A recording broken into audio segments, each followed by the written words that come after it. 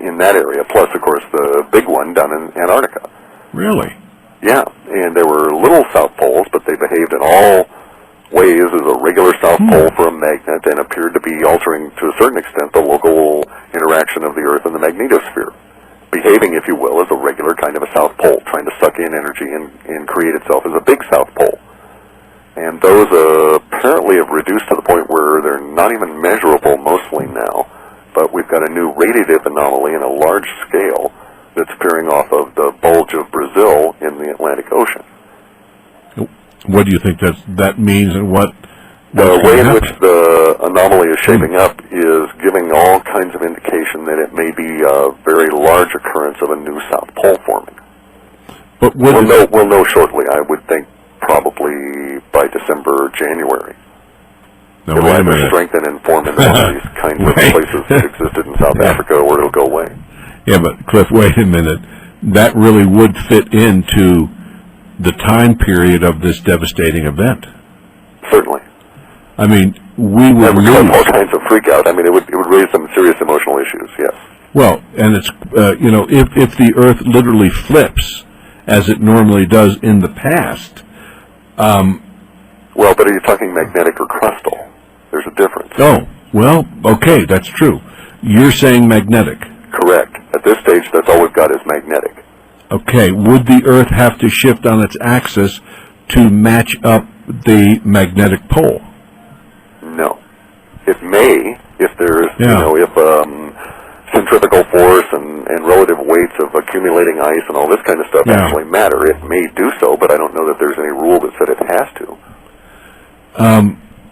Because right now the North, well, it's not due north, is it? I mean, they are a little off-center. Correct, and it wobbles all over anyway. It wanders. Yeah, well, we have, Chandler's wobble, which help, and the plates, but that could be a precursor to the actual shifting of the plates, because in order to change your magnetic poles, you have to have some of the magma moving below the surface that's going to create the magnet of Earth itself. Yes. And of course, it's probably a chaotic process that is not all done in a day and may take months or years to build up to, and then months or years to settle down from. And it may never actually be stable. It may be that what we think of stability is just like a day's snapshot in a long period of jitters. My gosh.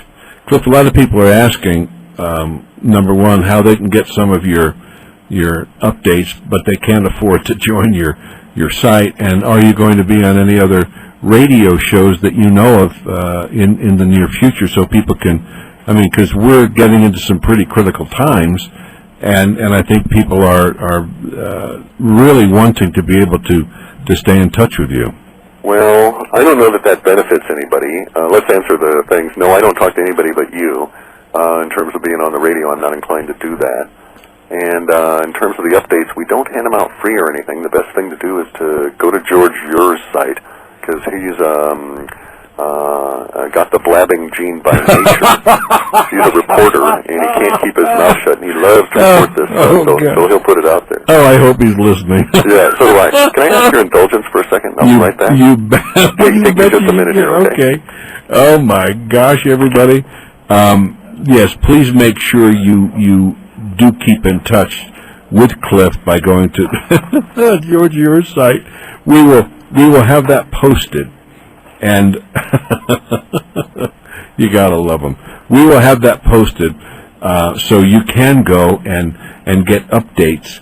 I don't know to what degree we would be allowed to even possibly publish some of Cliff's finding on our website, but I truly want to keep in touch with all of you in some way, meaning possibly we can have updates on the website depending on Vinny's schedule, because I can't do it. I can write it, but I can't do it. Vinny has to be the one to put it up there. But we will definitely try to keep it in touch. And I know everybody, we probably have 50 or 60 other questions, and we are running out of time. But I am trying to Let's see. Diane she says, "Dear Alex, a bladder is a small pocket that holds water. Just the past few weeks, Canada and some of the local states have been complaining of smells coming from the Great Lakes. To me, this may mean a new wave of volcanic activity, maybe in the Great Lakes. What does Clif, think?" Wow. I didn't know that, Diane. Thanks much. As soon as Clif comes back, because he probably has a small pocket in his bladder also. And we will have to find out. Not many people can say. Sorry about that. Hey, that's okay, Clif. I was just talking. Diane just wrote in. I won't say what I said. But she says a bladder is a small pocket that holds water. No, in this case it was coffee and too much. I was just laughing, but actually she says, just the past few weeks, Canada and some of the local states have been complaining of smells coming from the Great Lakes. Oh, no. To me, this may mean a new wave of volcanic activity, maybe within the Great Lakes, meaning underneath the water. I had not heard that before. I was unaware of the smells in that area. I've been monitoring them appearing in Russia and Finland. Interesting. Scary in Finland, especially. My gosh, man. And Canada, for that matter, because these are two areas that are very geologically unique in that the supposition is, anyway, that vast quantities of Canada are like anchored to the very soul of the planet. Really? Yeah, whereas the United States, we're on the North American plate, we float around a lot. The thing we float around is Canada. My. Yeah. Oh my gosh! What could that indicate? I mean, well, there's the thing. The smell is a really interesting sense. Dogs smell better than humans. Have a scent ability to pick things up 20 or 30,000 times better than us. But the range within humans is truly phenomenal. Really? A lot of people have virtually, and it may be conditioning, but it could also be genetic, but a lot of people have very little sense of smell. And we find, of course, places that are heavily polluted, this is the case in some cities in Russia, China, etc. But on the whole, even with degraded sensory ability for smell, there are some smells that are apparently so primal that humans are always sensitive to them. And curiously, the smells associated with swamp gas or methane or whatever are one of those high up in the nostril smells that don't get degraded or, for whatever reason, are sustained even in the case of a degraded ability to smell. Yeah. It may be because they're a survival factor. And one of the things I was talking about with the plasma expansion model suggests that if you think about it a particular way, it's unlikely for the stresses in an expanding globe to be even everywhere. And so, for instance, we might find that in some areas we would have the planet separate for a little bit, and if that's the case, sort of a momentary crack, stuff could quite literally bubble up in the way of gas. Sure. Oh, absolutely.